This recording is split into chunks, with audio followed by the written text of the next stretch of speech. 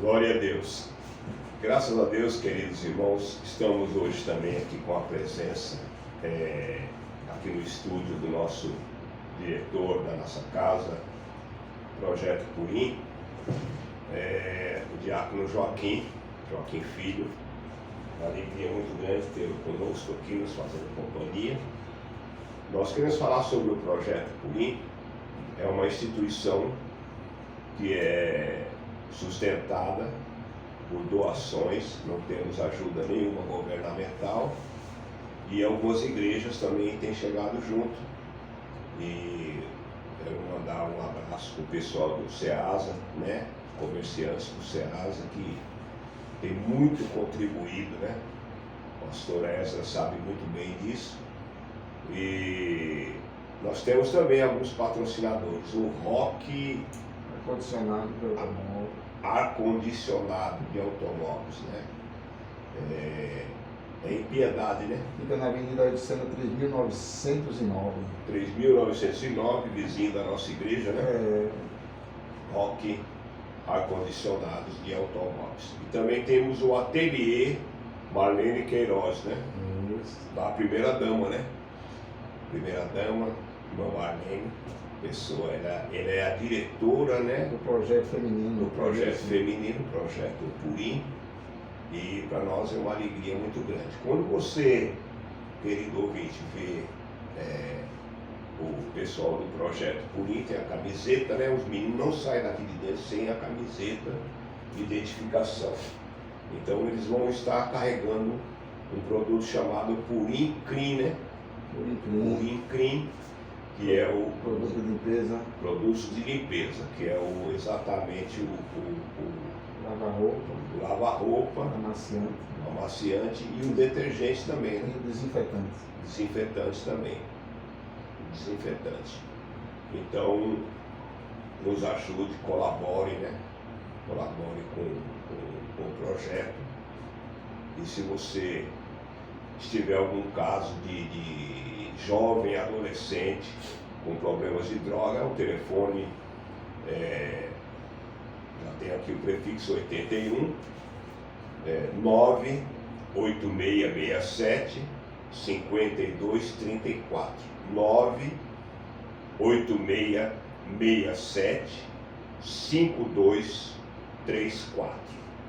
Você pode ligar, que digo nós, porque também faço parte do projeto, de alguma forma, como colaborador, estaremos aí fazendo o resgate do moço, da moça, seja lá quem for. Tá bom? Deus abençoe a sua vida. O que é JR Estrela? É outro patrocinador? É outro patrocinador do SEASA. Esse aí é muito antigo ajudando o projeto. JR Estrela. JR Estrela. É atacadista que tem padaria, supermercado, vai lá comprar lá.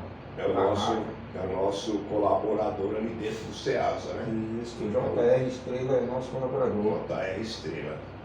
Que Deus abençoe. O JR Estrela tem um número aqui bem grande, 3252 1994. É o nosso colaborador ali dentro da SEASA. Então é muito importante ajudar essa obra de Deus, e todo dia temos trazido para o centro de recuperação 27 casas, João? 27 casas. 27 casas já completando a obra de Deus aí e prosseguindo cada vez mais, Tem também o Pix aí, se alguém quiser ajudar. Temos aqui o Pix. CPF, Eu 366, É verdade. O Pix, se alguém quiser ajudar essa obra, manter o projeto Purim. Cita o Pix aqui para mim, por favor.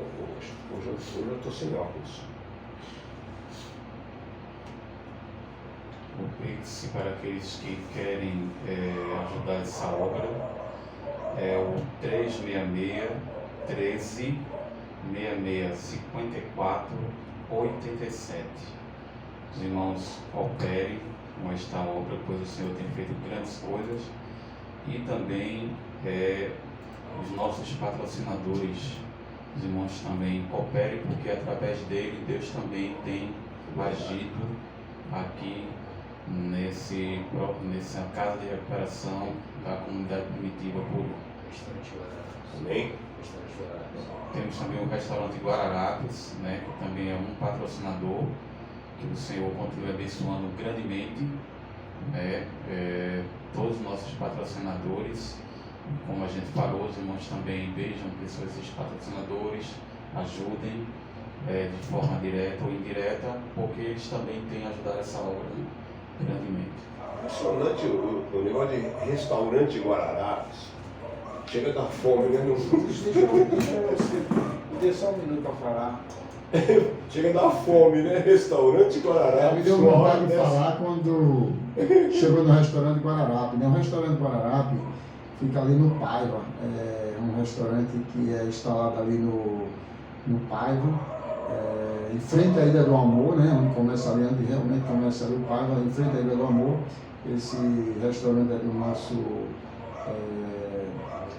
Moreira, nosso amigo Moreira, né? Uhum. Que está na direção do restaurante Guararapes. Você que está indo ali para Pujuca, para Itamaracá, Pujuca, e depois de Pujuca tem aquele eita Jesus, Porto de Galinha, Muro Alto. Isso, Muro Alto. Aí você vai daqui para lá, de manhã você sai daqui cedinho, amanhã é o dia dos namorados. Aí você vai lá, pega a sua namorada, pega a sua esposa e vai tomar seu café ali logo cedinho, depois você segue. Apesar que amanhã não dá praia, né? Amanhã não dá praia, mas você vai lá tomar seu café, tem almoço também, tem janta. Restaurante Guararapes é uma maravilha, uma mega estrutura, em frente mesmo, naquele edifício, eu esqueci agora o nome do edifício, Praia Home State, né? Edifício Home State, ali em Como frente. é o nome do moço lá mesmo? Moreira é o proprietário lá do restaurante. É um hotel, né? É um hotel embaixo, é um restaurante, uma mega estrutura para que você possa levar amanhã a sua namorada, levar a sua esposa ali para tomar um café da manhã no restaurante. Vai lá, são pessoas que vêm sustentando, vêm ajudando este projeto, JR, Nordeste Sol ainda, né? Nordeste Sol, que não foi falado, mas estou falando agora, Nordeste Sol também é um dos patrocínios do projeto Purim. Inclusive, o mês passado foi doado todos os lençol do projeto, os forros de cama, né? Foi a Nordeste Sol que doou. E assim, nossos patrocinadores vêm sempre ajudando ao projeto Purim caminhar. Se você ainda não tem energia solar, a Nordeste Sol vai resolver sua situação, vai tirar você da conta da energia e colocar você para pagar uma conta no banco. Quando você terminar os seus pagamentos do banco, você não precisa pagar mais energia. Uma coisa boa, pastor, aqui, quando você contrata a Nordeste Sol, você já começa a economizar. Você deixa de pagar bandeira vermelha, você deixa de pagar aumento de conta e você deixa de pagar taxa de iluminação. São três coisas que se livram. Eu vou dar um exemplo aqui. Uma pessoa que tem um supermercado, que gasta em volta de 6, 7 mil reais de energia, ele paga de 800 reais a 1.500 de taxa de iluminação. Pela única lâmpada que está ali no poste, ele paga. Eu pagava 400 reais de taxa de iluminação. Hoje eu não pago mais. Hoje eu coloquei na minha casa, eu já vendo energia, olha que coisa boa, ainda vendo para o meu inquilino, eu ainda vendo energia solar. Maravilha. Se você quer resolver sua situação de energia solar, só contratar a Nordeste Sol, é o 986675234. Eu agradeço aí pela oportunidade, mas não deixe de acompanhar essa programação linda, maravilhosa, que é a programação com o pastor Daí da Rádio TV Purim, pastor Daí, e o nosso irmão Wed está aí, a Bíblia Responde. Todo sábado, né, das 7 às 21, das 19 às 21, você está aqui acompanhando a programação da Rádio TV Purim.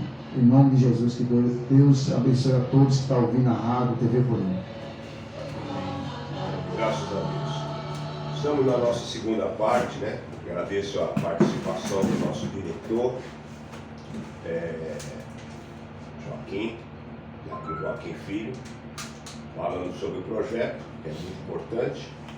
Mas nós vamos para a segunda parte do nosso, né, do nosso vídeo, sobre profecias. Agora nós vamos falar sobre a profecia no Novo Testamento, né, Washington? Washington, no Velho Testamento, eu queria que você lesse aquele versículo, lembra que eu pedi para você, Deuteronômio, que há uma preocupação, né? Eu estou numa igreja pentecostal. Onde há as manifestações do ministério profético, né? Através dos dons espirituais.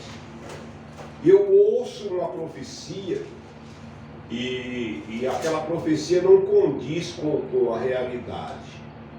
Qual é o caminho? Eu gostaria que você citasse esse versículo do Velho Testamento, que eu vou dar uma explicação sobre isso. Deuteronômio, capítulo 18, versículo 21 e 22. E se disseres no teu coração, como conheceremos a palavra que o Senhor não falou? Quando tal profeta falar, versículo 22, quando tal profeta falar em nome do Senhor, e tal palavra se não cumprir, nem suceder assim, esta é a palavra que o Senhor não falou. Com soberba a falou tal profeta, não tenhas temor dele. Exatamente. Por que eu pedi que você vê a conexão maravilhosa das Escrituras, o Washington? Porque tem muita pessoa que tem uma distância do Velho Testamento tão grande, né? Parece que é uma distância, parece que uma coisa é uma coisa, outra coisa é outra coisa. Não é a mesma Escritura. É a mesma palavra de Deus. Parece que há uma harmonia. Né? Eu li um livro a respeito sobre a harmonia das Escrituras. O que é interessante, Washington, é citar dentro desse assunto o ministério profético. Como conhecer se o profeta é verdadeiro ou não? Como conhecer se a profecia é verdadeira ou não? Lá em 1 Coríntios, capítulo 14, ele fala sobre julgar a profecia, né? É o versículo de número 29 do capítulo 14. Nós vamos falar sobre esse julgamento da profecia. O profeta está profetizando e como nós devemos julgar esta profecia, né? Por isso que eu pedi esse texto aí, né? Porque ele fala, como conhecemos, né? Não foi assim? Se o profeta está profetizando, se a profecia é real ou não. Neste versículo aí já dá a primeira dica. Qual é a primeira dica? É que se a profecia se cumprir, foi de Deus. Se não cumpriu, não foi de Deus. Eu queria que você comentasse, lendo o versículo de número 29. 1 Coríntios capítulo 14, versículo 29. E falem 2 ou 3 profetas e os outros julguem. A gente pode trazer o paralelismo com relação à passagem lá em Deuteronômio, quando Deus, através, se utiliza de Moisés para falar a questão do profeta, como identificar um profeta quando ele fala da parte de Deus e quando ele não fala da parte de Deus. Se a profecia que ele falou se cumprir, foi Deus que enviou ele. Se não se cumprir, não foi Deus quem se utilizou daquele profeta. Então a gente vê aqui que o apóstolo Paulo também, quando ele fala a questão de julgar, porque muitas vezes existe aquela questão na igreja, que tem alguns irmãos que têm receios de estar comentando quando alguém está sendo usado em profecia, quando fala o tom. Tem aquele não pode tocar no profeta. Não pode tocar no profeta, usa aquele não toquei nos profetas, não maltratei os profetas, os ungidos. Claro que efetivamente a gente não pode estar maltratando ninguém, mesmo que a pessoa esteja sendo se utilizando ali de artifício da carne, mas a correção tem que ser feita, conforme Paulo fala, com amor. Mas esse pensamento que as pessoas muitas vezes usam Não pode tocar na profecia, não pode tocar no profeta. Isso tem causado grandes problemas no meio da igreja. O apóstolo Paulo, quando ele se deparou com esses problemas na igreja de Corinto, que era uma igreja problemática, era uma igreja que era rica em dons espirituais, mas era uma igreja menina, espiritualmente falando. Existia vários problemas ali, e o uso dos dons espirituais de forma errada foi um dos problemas que Paulo teve que enfrentar, teve que admoestar e corrigir esse problema. Correto. Então, o julgamento não é aquele julgamento tipo, Deus está usando a pessoa em profecia, você vai estar comentando com o seu irmão do banco, falando que é Deus e que não é. Principalmente na hora da profecia. Você pode estar fazendo isso. Você vai fazer um julgamento conversando com Deus, se é Ele ou não. Você vai fazer aquele julgamento, Deus é tu. Porque muitas vezes não é Deus que está se utilizando daquela pessoa. Infelizmente, existe hoje... Aí é um julgamento secreto, não declarado, né? É um julgamento secreto. A pessoa vai ficar com Deus, conversando com Deus, perguntando se realmente é Ele quem está usando aquela pessoa. Porque o que acontece? Às vezes, é Deus quem está usando, e a pessoa cria uma dúvida, e quando ela cria uma dúvida e ela não for perguntar se é Deus ou não, e se ela tocar, aí ela vai pagar preço. Isso é o que acontece hoje no meio pentecostal. Muitas vezes tem aquelas pessoas que exageram e não querem profecias dentro da igreja. A gente sabe que tem igreja por aí que proíbe as pessoas estar profetizando. É por isso que hoje raramente você vê profecias na igreja. Raramente você vê Deus usando alguém em profecia. Antigamente a gente via muito Deus usando profecia nas igrejas, mas hoje em dia é raro, porque existe uma perseguição com relação aos profetas. Por conta de uns que estão se usando da carne, os outros profetas que Deus usa acabam sofrendo. Só que o líder, a pessoa que está na frente da obra, ele tem que ter o dom de discernimento e ele tem que saber fazer o julgamento. Olha, se for Deus que está usando ele, vai ser cumprido. Se não for Deus, também não vai se cumprir. A gente não tem que ter temor dele. Você vê uma falta de responsabilidade dos grandes líderes das grandes denominações pentecostais preferir retirar o dom profético da igreja, retirar mesmo, proibir, do que ensinar a verdadeira maneira de se profetizar e incentivar o dom profético na igreja? Como que você vê essa proibição?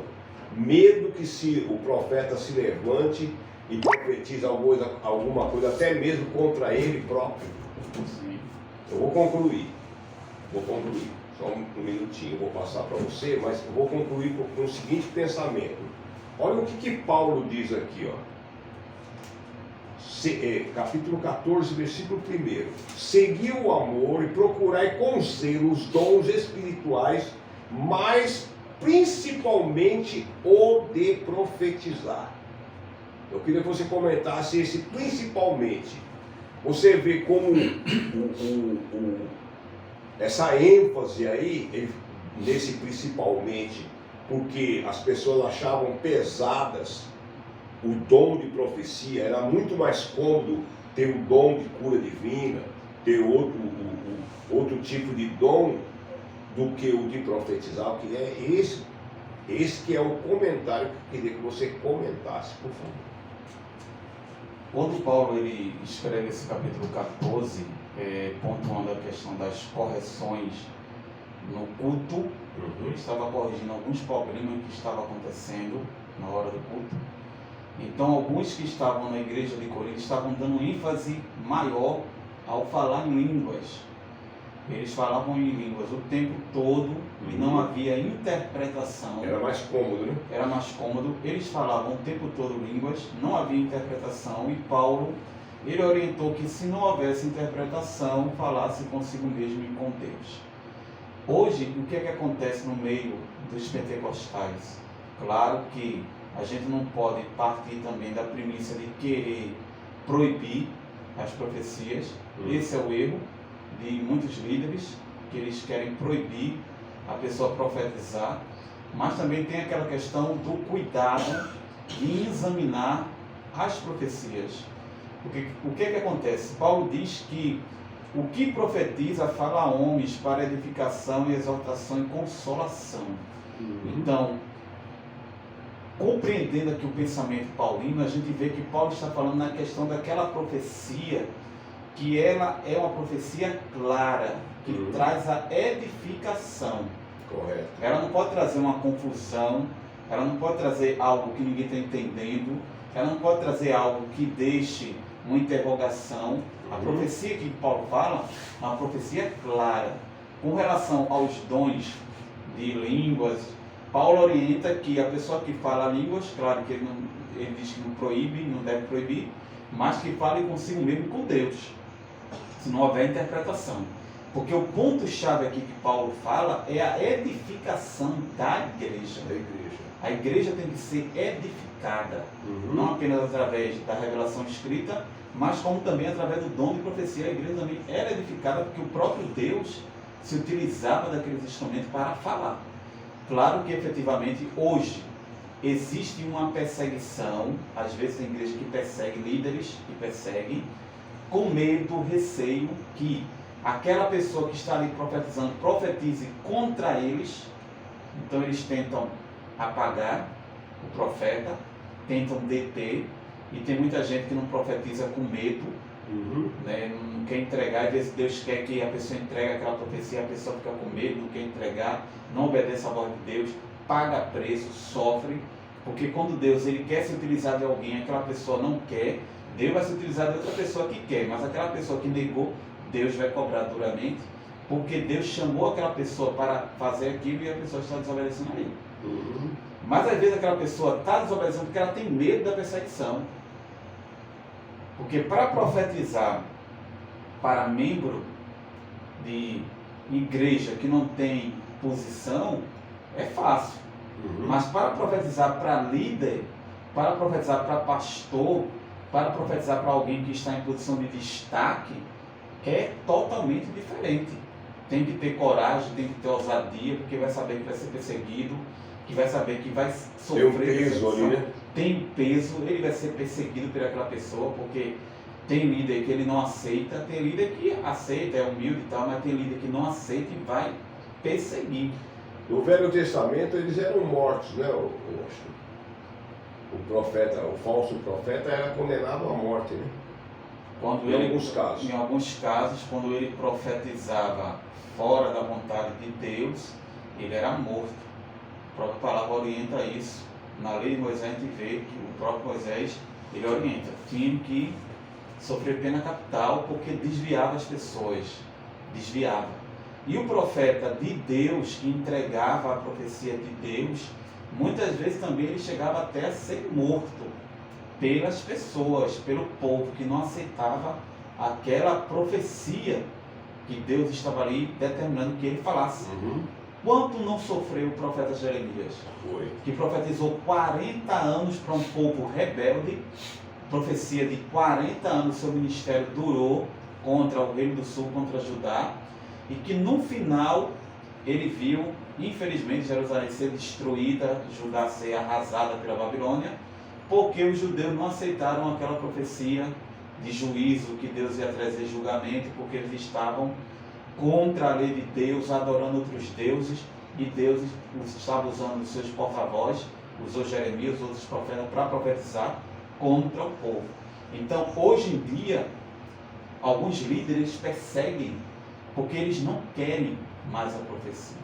Aí tem aquele pensamento, não, a maior profecia é as Escrituras.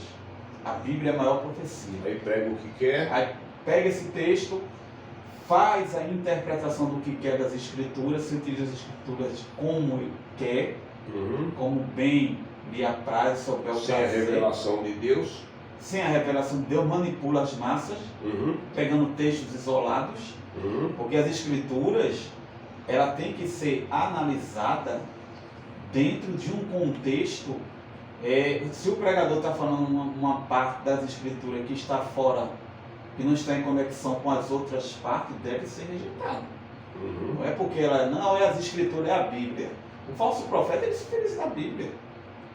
Satanás se utilizou da Bíblia para poder tentar Jesus. Então, quando a pessoa diz, não, a maior profecia é as escrituras, sim, a escritura é uma profecia que não deixa também de passar pelo crivo da própria orientação dela. Então, a gente vê que esses líderes, eles têm medo de Deus se utiliza desses profetas. Porque, o Washington, voltando ao versículo de número 29, e os outros julguem, esse julgamento é feito de que maneira? Aqui, não é julgar aqui o profeta, é julgar a profecia. Como se julga uma profecia? Primeiro você já respondeu lá, né? Se cumpria porque foi Deus que falou. O restante do julgamento é: o profeta não deve estar profetizando contra as escrituras. Concorda comigo? Ele não pode ir de encontro à revelação. Você vê, Paulo fala. Agora, com relação à profecia de se cumprir, a gente tem que pontuar também o seguinte: existem determinadas promessas de Deus, quando Deus fala para alguém, profetiza, que é condicional. A gente tem que entender isso também. Às vezes Deus fala para alguém, olha, eu vou fazer isso na tua vida, isso e isso. E a pessoa sai do lugar, toma caminho difícil. A gente vê isso, o exemplo de Salomão. Deus prometeu um monte de coisa para Salomão, mas depois ele começou a entrar em caminho difícil, enveredou em caminho tortuoso, e Deus, Eli, o texto diz, na verdade tinha dito eu que ia acontecer isso e isso, mas agora longe de mim tal coisa. Os que me honram eu honro, os que me desonram serão envelhecidos. Verdade. Então tem também essa questão da promessa condicional. Porque às vezes o camarada recebeu uma profecia, aí alguém diz, não se cumpriu porque não foi Deus, não se cumpriu porque você não ficou no lugar. Verdade. Se cumpriu porque você se desviou. Se cumpriu porque você começou a fazer coisa que não se agrada e tomou rumo diferente. Correto. Temos que fazer essa diferença, porque às vezes o profeta, ele é confrontado por conta de uma profecia que ele deu e não aconteceu na vida de alguém. Não aconteceu porque alguém tomou outro ramo, outro caminho. Não aconteceu porque alguém agiu de forma. Deus falou comigo, mas eu tenho que ficar no lugar que Deus quer que eu fique. Tem que ficar no lugar. Exemplo, vamos lá para o ateu, para o Antigo Testamento. Deus chama Moisés, tira o povo do Egito e diz, vou colocar você em Canaã. Pergunto, aquele povo que Deus tirou do Egito, entrou em Canaã? Só Josué e Caleb. Nem Moisés entrou em Canaã. Deus sepultou Moisés, claro, ele foi salvo, entrou na Nação Celestial. Mas na Canaã nem ele entrou. E na Canaã que Deus prometeu, só entrou Josué e Caleb. E o restante, Deus matou todo no deserto. Por que Deus matou? Porque desobedeceu. Você está falando da condicionalidade da profecia. Tem profecia que ela tem um fundo condicional. Toda ela é condicional. Tem condicionalidade. Tem umas que não tem. Tem umas que Deus fala e vou fazer e acabou. Por exemplo, com relação a Davi. Deus prometeu a Davi, nunca vai faltar alguém que esteja no trono da tua descendência. Essa é incondicional. É incondicional. Claro que alguém vai dizer, mas Israel foi para diáspora, Israel se perdeu. Mas a profecia de Deus está de pé e vai se cumprir em Cristo. A profecia de Jesus contra Jerusalém também foi incondicional. Não adiantava chegar algum outro profeta a profetizar o contrário daquilo que Jesus falou, porque os romanos entraram e destruíram mesmo. Destruíram a cidade, arrasaram o templo. São profecias incondicionais. Por que a gente tem que entender isso? Porque quando a gente não entende a diferença entre uma profecia incondicional e uma profecia condicional, a gente vai entrar em vários problemas teológicos e até vai entrar em atrito. Porque muitas vezes Deus fala, olha, eu vou fazer isso na tua vida, eu sou profeta. Aí de repente o camarada fica tomando rumos diferentes do que Deus não quer. Deus, tu falou, mas não se cumpriu conforme tu falou. Aí Deus chega e diz para essa pessoa, não se cumpriu conforme eu falei, porque você está entrando em caminho difícil. Você saiu do propósito. Você saiu do prumo, do nível. Você está fora. Então, muitas vezes as pessoas tomam essas palavras. Essa é a maior confusão no meio pentecostal. É a maior confusão que existe no meio pentecostal, fora a questão do mau uso da profecia. O dom de profecia, é claro que Paulo orienta a buscar o dom principalmente de profetizar, mas se Paulo vivesse hoje conosco, Paulo ia ficar horrorizado do que estão fazendo com o dom de profecia. O que a gente vê de gente se utilizando de profecia para estar fazendo casamento, para estar desfazendo casamento, para estar dando emprego, para estar fazendo coisa que não se agrada, é muito, principalmente nessas igrejas que se dizem pentecostais, que não tem doutrina, não tem conhecimento, não tem nada. Você vê as pessoas profetizando coisa que Deus não mandou, coisa louca, que foge das escrituras. Washington, a igreja moderna, diante de todo o recurso que ela tem de se conhecer pela internet, tem tanto recurso, mas parece que não tem como não fugir eu vou chamar aqui de irracionalidade. Porque parece que nós avançamos, né? Parece que nós prosperamos, mas há uma regressão no tocante às coisas espirituais. Concorda comigo? Porque veja bem, no meu tempo, na minha geração, dos anos 70, 80 e 90, né, que eu pontuo como a minha geração, que eu era mais novo, mais jovem, né, que eu já estou caindo pelas tabelas já, 70 anos já está na hora de morrer.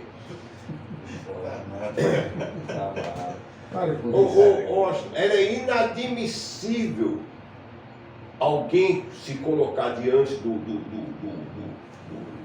microfone santo do Senhor e falar assim: eu vou profetizar de olho aberto, eu profetizo na sua vida. Era inadmissível tal coisa. Quando se falava de profecia, era uma coisa totalmente especial. Hoje é comum, qualquer pregadorzinho moderno aí, vou profetizar na sua vida. Eu queria que você comentasse esses absurdos. Hoje, a dom de profecia se tornou uma coisa muito banal, né? Banalizado o dom de profecia. Isso é algo muito perigoso, porque quando a gente brinca com os dons da terceira pessoa da Trindade, paga preço.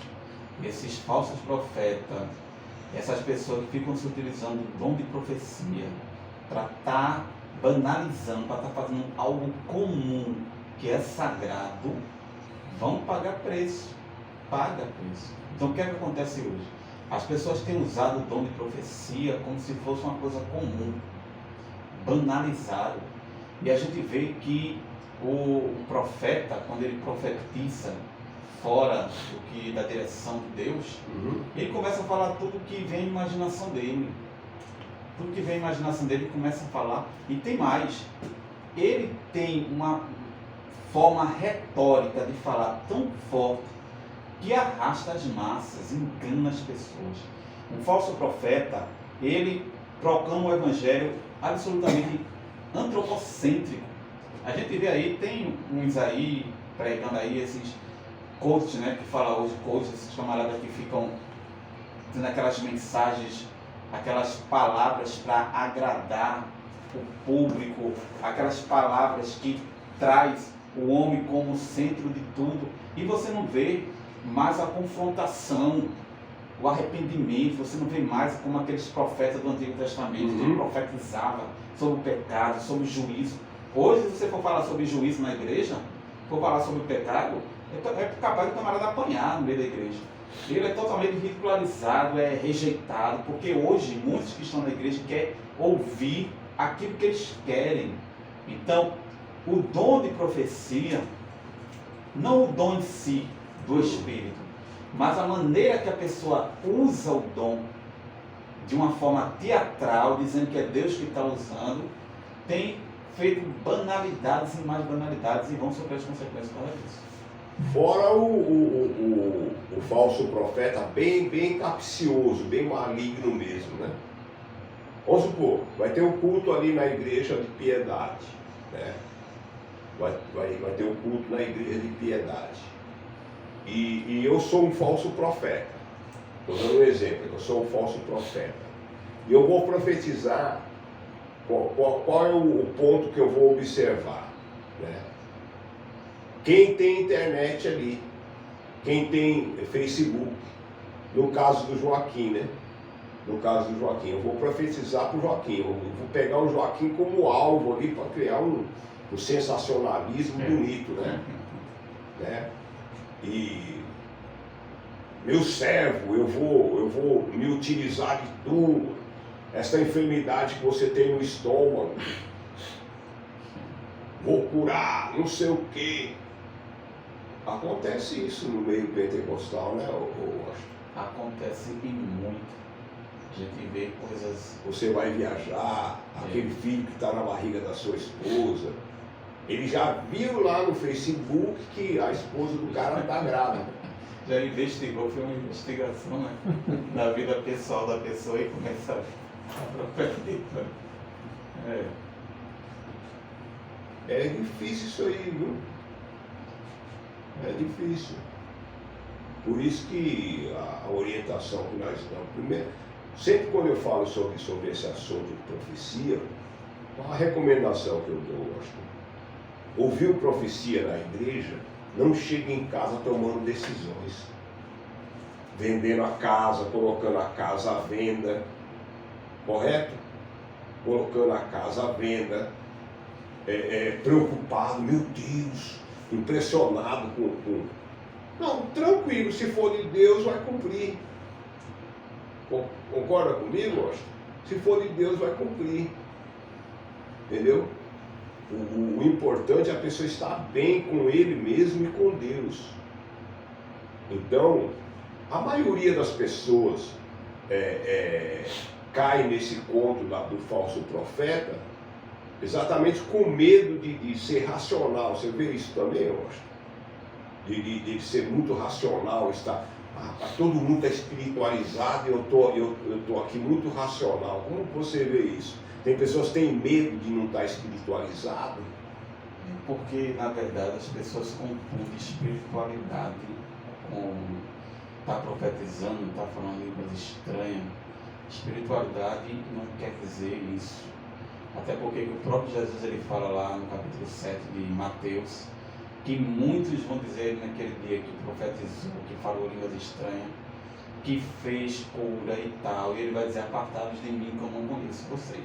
Uhum. Então, às vezes, as pessoas têm aquele receio realmente de ser taxado como frio, né? Então, fulano é frio, fulano é... Mas a gente tem que entender que toda profecia, ela tem que ser analisada. A pessoa está profetizando ali, a pessoa tem que estar analisando.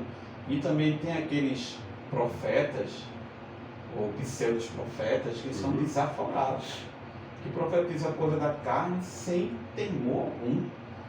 Tem os exemplos disso, de um fato que aconteceu com uma pessoa na igreja, uma jovem na igreja, onde de uma determinada congregação, vamos citar numa questão de ética, que um profeta no púlpito profetizou para ela diretamente, dizendo que ela estava vivendo uma vida de prostituição, e que ela deveria se arrepender, isso publicamente, para todo mundo ver. E aquela jovem nunca namorou, é virgem, nunca teve relacionamento nenhum, e o profeta profetizando da carne, porque não foi Deus. E ali publicamente falando aquilo. É por isso que tem pessoas, pastor, que muitas vezes diante de uma profecia como essa, tem gente que se afasta da igreja, porque tem profeta que ele mata as ovelhas, ele mata, porque ele profetiza a coisa que Deus não mandou, cria ali uma situação de vergonha. E eu digo mais, as pessoas que agem dessa forma podem ser punidas por Deus e merecem até um processo na área civil e criminal para aprender. Porque o que acontece? Esse pessoal faz o que quer, muitas vezes não são punidos, não tem uma punição, e continuam por aí profetizando, né? Igreja em igreja, na casa dos outros, entregando profecia. A responsabilidade pesa sobre o líder, né? O pastor daquela... Pesa sobre o líder, pesa sobre o que está na frente, mas muitas vezes quem está na frente às vezes é desmantelado e pronto. Aí, conivente, né? conivente, desmantelado, não vai tocar, não pode tocar na profecia. Olhe, pega aquele texto lá de Provérbios, que não havendo profecia o povo se corrompe, mas profecia ali as escrituras. Profecia ali as escrituras, profecia ali não é o profeta em si. O dom profético. Não é o dom profético. Profecia ali é a lei. Mas pegam aquele texto e falam, não, porque tem que haver a profecia. Tem que haver a profecia quando é uma profecia de Deus. Aqui, Osto, mas o que profetiza fala aos homens para edificação, exortação e consolação. E consolação. Eu estou lendo o versículo número 3. Eu vou falar os 3 últimos dígitos do seu CPF. Que edificação há nisso? Que exortação há nisso? Edificou em que? Você falar o número do meu CPF. Já viu isso aí nas igrejas? Profetas profetizando assim. Eu vou citar o número. Quer dizer, ele usou ali de um artifício mágico, né? Um espírito de adivinhação, né? Então tem muito crente que fica na igreja e fica impressionado com esse tipo de profeta. Eu vou mudar a cor da água aqui e tal.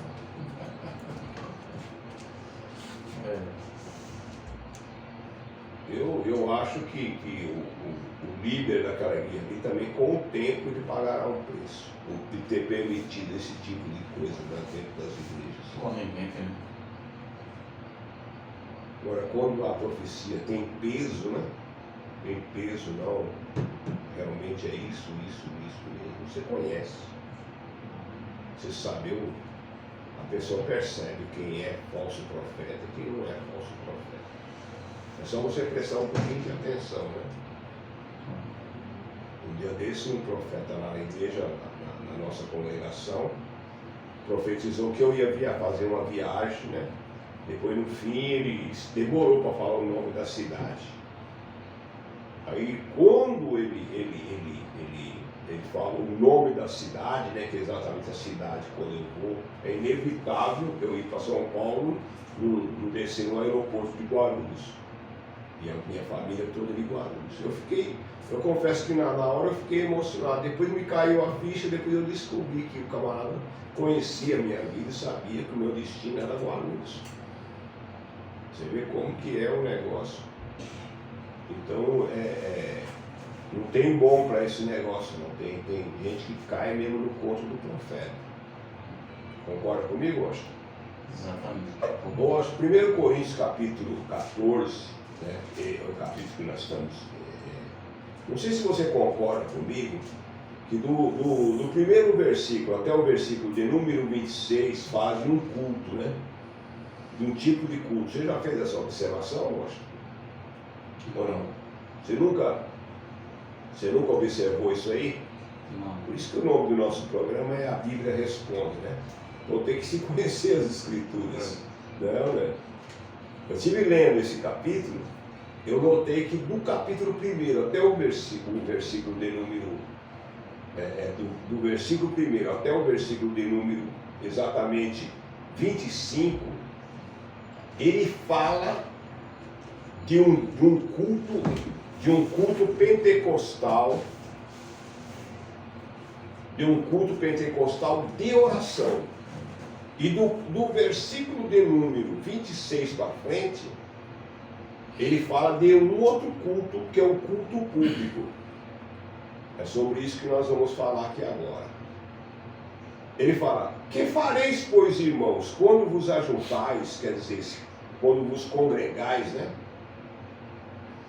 Olha que coisa maravilhosa. Tem salmo. O que era salmo na igreja primitiva? É os cânticos, né? É os cânticos, né? Tem hino, né? Tem doutrina. O que era doutrina? e ainda é, né? É um ensinamento. Ensinamentos, tem revelação, vê que coisa maravilhosa. O dom da revelação. Concorda comigo? Exatamente. Tem língua, tem interpretação. Quando você lê do 26 para trás, você não vê a necessidade de revelação. Ele fala, se entrar algum indouto aqui, algum estranho aqui, e ver você falando em línguas, ficarão escandalizados, porque não compreende. Mas ele não coloca aqui, ele não coloca aqui a necessidade de uma interpretação. Salvo alguns versículos aí, o versículo 16, aliás, 19, né?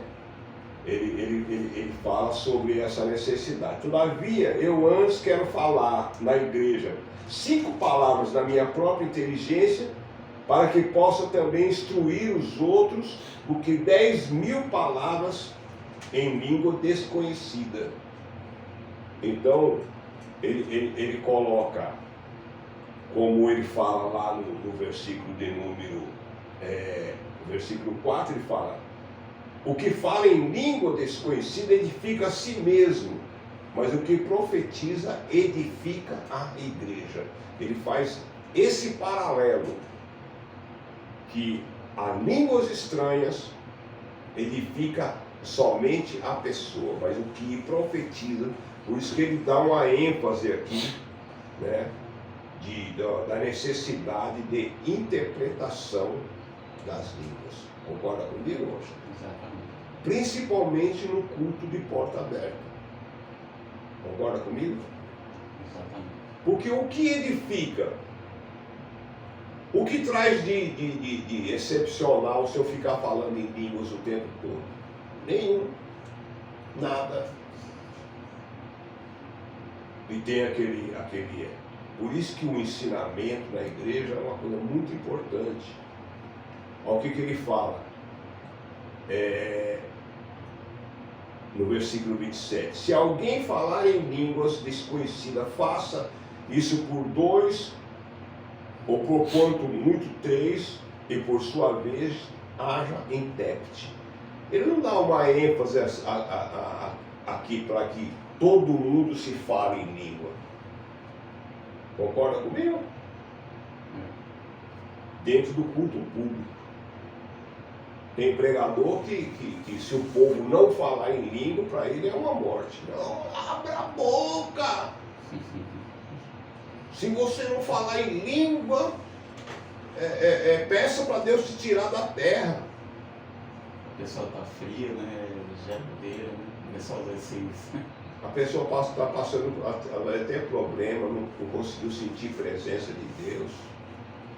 Ou queria que você comentasse um pouquinho sobre isso aí, O apóstolo Paulo, ele destaca aqui a questão da racionalidade, daquilo que é claro. Claro que, efetivamente, a gente não vai dizer que a pessoa que está falando línguas está na forma irracional. Uhum. Mas a gente tem que entender que Paulo está falando aqui do conhecimento, daquilo que pode servir de edificação para as outras pessoas, e não apenas para aquele que está falando. Aquele que está falando, Paulo diz, se não tiver intérprete, se cale, fale consigo mesmo e com Deus. Se houver intérprete, aí você fala, porque você vai edificar a igreja. Infelizmente a gente vê que tem muitos pregadores, conforme o pastor pontuou, que se preocupam com se a pessoa está falando línguas ou não. E eles fazem essa interpretação e às vezes usam até o corpo de forma equivocada para dizer que a pessoa está frio, é geladeira, não sei o que e tal. Mas às vezes a pessoa está ali atenta, ouvindo a palavra, ouvindo a mensagem, e está recebendo a edificação para a vida dela. Está ouvindo ali a mensagem, a instrução de Deus, está recebendo. Mas tem pessoas que, se ela não falar na igreja, no culto, o tempo todo línguas e tal, para ela o culto não teve serventia alguma. E o próprio Paulo, ele orienta que se não tiver interpretação, se cale, Mas não é isso que a gente vê hoje nas igrejas pentecostais. Uma boa parte delas. A gente vê bagunça. E a Bíblia diz que o Espírito de Deus não é espírito de confusão, nem de coisa desordenada. O Espírito Santo é o Espírito Santo de ordem. Mas hoje a gente vê muitas bagunças. Muita gente profetizando, muita gente fazendo coisa que não é para fazer, fazendo atitudes. Por isso que eu digo que toda profecia, toda manifestação, ela tem que ter base escriturística. Porque se ela não tiver base escriturística, a gente não pode acreditar. Porque se a Bíblia não é o meu rumo, não é o meu modelo, então eu vou acreditar em tudo que o profeta manda fazer, em tudo que acontece dentro da igreja, a pessoa vai acreditar. O prisma é ela. A bússola, ela é o modelo. Mas tem profeta que diz assim, olha, não sei o que, pulo de um pé só. Ande feito um cãozinho, como a gente vê aí pela internet aí. Faça isso, faça aquilo. Pule cambaiota e não sei o que. E a gente vê gente fazendo isso de forma irracional. Perderam a razão. Perderam a racionalidade. Não tem mais esse capítulo 14 como... Não existe não capítulo 14 não. Não existe essas orientações paulinas aqui não. Esse povo não lê as escrituras não. Por quê? Para eles a profecia é a base. Eles colocam a profecia dom no mesmo patamar das escrituras. E isso é errado. A profecia dom não pode estar no mesmo patamar das escrituras não. Deus pode usar o profeta? Pode. Mas o profeta tem que ser julgado e as escrituras ela tem que ser a base principal. Porque se as escrituras não for a base principal, o profeta vai fazer o que ele quer. Ele vai profetizar o que ele quer, vai fazer o que ele quer, não vai ter rumo nenhum, não vai ter direção nenhuma. E qual é a direção do crente? É a própria escritura. Uma pessoa que veio das regiões afro, não entendendo essas orientações tão claras da Escritura, corre o risco. É por isso que muitas igrejas há um fanatismo exacerbado. Concorda comigo? Porque veja bem, o que Paulo fala aqui no versículo 32? Os espíritos dos profetas são sujeitos aos profetas. Quer dizer, o Espírito não é o Espírito Santo, é o Espírito da pessoa. Eu tenho que me conter. Eu tenho que me moldar às Escrituras, porque Deus não é Deus de confusão, senão de paz para todas as igrejas dos santos. Então, tem muita pessoa que pensa que a atuação e o dom do Espírito Santo é como se fosse a mesma coisa das religiões afros, né? Que o caboclo baixa no camarada e o camarada perde o controle. Né, que eu frequentei muito e sei isso aí, mas aqui não, aqui é a ordem. A pessoa quando está profetizando sabe quem está usando ele e por que está sendo usado, e sabe a hora de continuar e a hora de parar. É isso que não é por isso que ninguém gosta de estar lendo esse capítulo 14. Estamos encerrando, né? Eu gosto. Quero agradecer a sua participação. Deus continue te abençoando. Está comigo aqui nessa obra. Esperamos, né, ter sido claro aqui, porque tem muitas pessoas que usam o dom de profecia como uma arma do mal, né? Profetiza até maldição. E às vezes quando profetiza para a sua glória, né? Profetiza para a sua glória. E é muito importante os crentes ler, estudar o capítulo 14 de 1 Coríntios. Concorda comigo? Com certeza. Que Deus nos abençoe. Quero agradecer aqui os companheiros aqui no estúdio, pastor Joaquim, está profetizando. Amém. Mas na verdade a gente fala o termo pastor, tem muita pessoa que pensa que o pastor é aquele que foi separado do ministério. Não, o pastor é aquele que conduz o rebanho, né? No caso, o papel do Juninho aqui, que é o coordenador dessa casa, e o diácono Joaquim, eles têm responsabilidade sobre essa casa e dirigem as pessoas, né? Conduz, né? Então há um papel claro aí do pastorado, não reconhecido ainda como igreja, mas vocês já são pastores. Amém? Amém. Vamos agradecer ao Senhor. Pai, te agradecemos, Senhor, ao término, Senhor amado, desse vídeo, dessa pregação, dessa transmissão pela Rádio TV Purim. Deus querido, abençoa, ajuda os teus filhos para que cheguem ao conhecimento da verdade, meu Pai. Ajuda, meu Pai, nos ajuda a utilizarmos, Senhor amado, com excelência os dons espirituais. Aleluia. Te louvamos, meu Pai. Abençoa a tua igreja, Senhor amado, aqueles que utilizam, Senhor, os dons espirituais da sua congregação, para que haja uma compreensão, para edificação, para exortação, para edificação. Pai querido, fique conosco, dai-nos um final de semana abençoado. Nós te pedimos, suplicamos todas essas bênçãos no precioso nome de Jesus. Amém. E que o grande amor de Deus e que a graça do Senhor Jesus Cristo, as santas e benditas consolação do querido Espírito Santo, seja com toda a igreja do Senhor, e podemos dizer amém. Amém. Amém.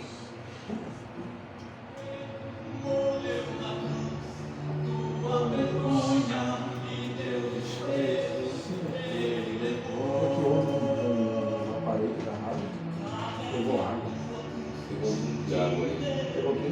Um pouco de água. Uma vibração da ele e aí vai ligar ali, carregar ele, dá pra botar. Nossa, Juninho. usar meio. Olha, eu já botei usando.